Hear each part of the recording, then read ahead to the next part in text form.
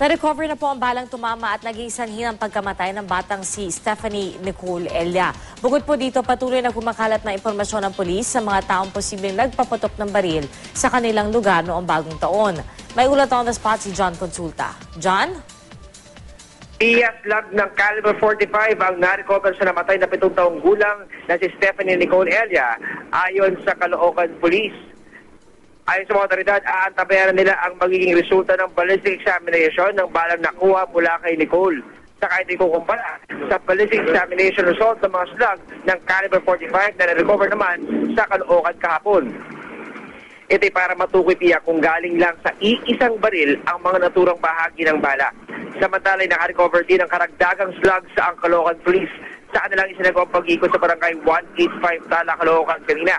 Nakakuha sila ng isang slug ng caliber o 2 slug ng caliber 45 at isang pininiwala ang galing naman sa caliber 40 o isang 9mm na baril.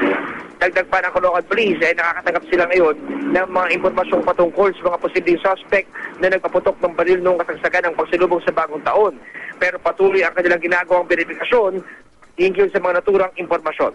At yan muna pinakasariwang balita mula pa rin dito sa Caloocan. Balik siya, Pia.